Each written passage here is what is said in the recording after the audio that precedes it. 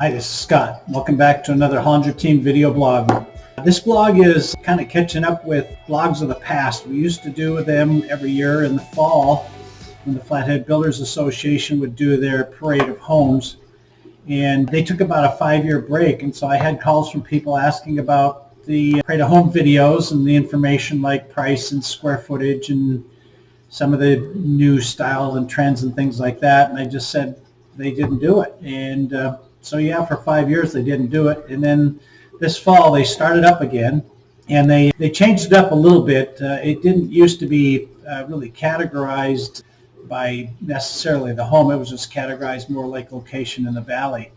This year they went to 3 different categories. The first was Attainable, the second was Luxury, and the third category was Dream. And so we've got basically 3 categories that they had for that. And I'll include the link for that so that you can click. It's about a 50-page e-magazine that displays a lot of advertising from the builders and things like that and suppliers, and then information about the homes and the builders. And you can see from there what the details were. But we got to thinking, the other question that we get is people ask, should we buy land and build, or should we buy something existing? And that's always kind of been one of those questions. Well, it depends, and it depends on a lot of factors: price range and location, and a lot of other, what kind of a home do you want to build and stuff like that. So we took the homes that the parade had this year, and we kind of broke them down a little bit into price per square foot for the new homes, but that's a price on those that does not include the land. And then we went back into that same category, into the multiple list, and looked late summer and into the fall on homes from basically sales during the same time period as these homes would have been probably built or sold, somewhere in there, and looked at the price per square foot on those homes which we get, and that includes the land. And so then we went one step further and took land sales for homes that kind of would be indicative of where they would be built, and we took a look at what those prices were. So let's take a look at this, and there's some interesting stuff along the way. The first one is the Attainable, and that's basically entry housing, and believe it or not, entry housing falls into the $300,000 to $700,000 price range now. And if we look at the Attainable ones that were in the parade of homes, they came out at $226 a square foot, which is actually a pretty good price per square foot for a home. But again, that doesn't include the land. Came out for the average home in those was $366,000.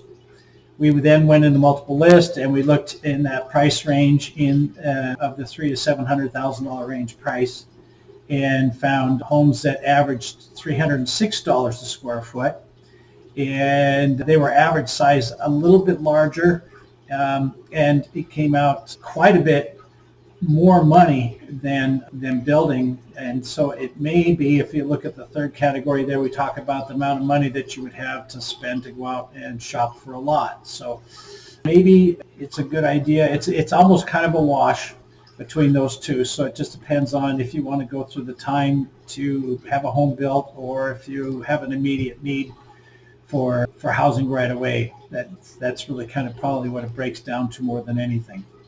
Then we go to the luxury category, and that was kind of interesting. We had 4 homes there. One of them we kind of excluded because it was substantially less than the others, and we thought we'd check to see what it was when we just looked at the other 3.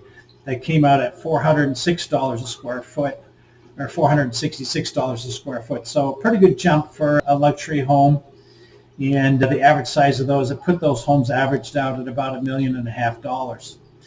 And then we went to basically that reflection of that same price range for those. We included the price range of those and looked to see what had sold recently. And those came out at $404 a square foot. So quite a bit less per square foot. The homes were a little bit smaller in size, but even if you looked up in size on those, it was still a little bit better to look, from the existing category, because the price per square foot was $404 with lot, and the new construction was $466 without a lot. So it gives quite a bit of money there that you would have to go out and shop around for a lot and spend a lot more or on an existing home on something like that.